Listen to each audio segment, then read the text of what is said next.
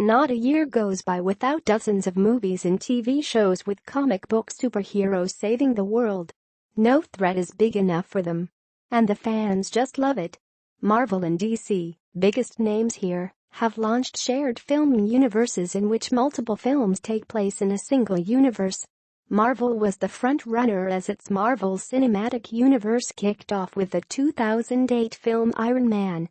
DC and the studio behind DC Extended Universe, DCEU, Warner Bros., jumped on the bandwagon later with 2013 film Man of Steel.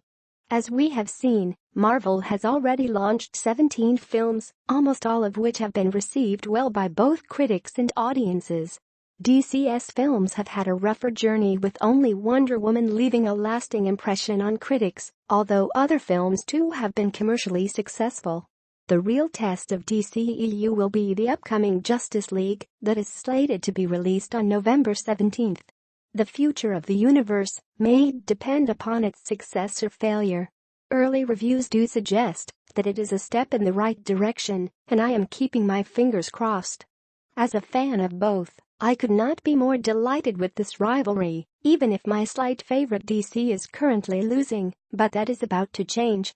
And I would be even happier if the two studios joined hands and launched a shared franchise with the superheroes of both Avengers and Justice League.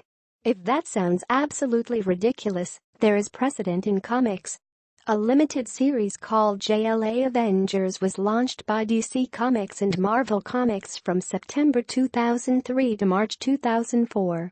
I will not spoil the story in case you guys might want to read it. But let's say it was amazing and just what you would expect, and did justice to both the iconic teams. The superheroes of Justice League of America and Avengers were pitted into battle by the Grandmaster, yes, the same character that Jeff Goldblum played in Thor, Ragnarok, and Krona, a universe-destroying DC character which can be said to be Grandmaster's DC equivalent. A lot happens in the series after that, and I suggest you really do read it. Justice League, Avengers, Justice League-Avengers, Justice League-Avengers crossover, Justice League-Avengers movie, July Avengers movie, July Avengers, Marvel DC crossover, Marvel DC crossover movie, Marvel DC movie, Batman, Captain America, Superman, Hulk, Wonder Woman, Thor, Hans Zimmer, James Gunn, Taika Waititi. Entertainment News, Indian Express News JLA Avengers Vol 1. Alright.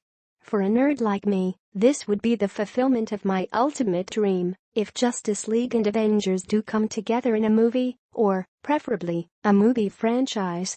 It does not matter whether they follow the comic book series' storyline. All that matters is, every nerd in the world deserves this. Just imagine Batman fighting Captain America, Superman duking it out with the Incredible Hulk, and Wonder Woman in combat against the mighty Thor.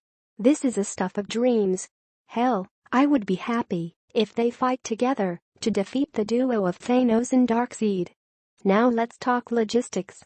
Both Marvel and DC have cast the main characters of the superhero teams already, so it won't be a problem hunting for actors. We are still to see Green Lantern, though. Hans Zimmer always does an excellent job, so he would be my choice of composer. The choice of director, though, might be an issue here, as while Taika Waititi is hot right now, and no doubt he is an immensely talented guy, I would prefer James Gunn. He already has considerable experience in handling multiple superheroes with his brilliant work on Guardians of the Galaxy, and I do not think any other director is up to the task. It would be difficult even for Gunn, but if there is any person who can do it, it is him. Also, we do not need Thor Ragnarok's irreverent tone in the JLA Avengers movie, do we? It just would not look good.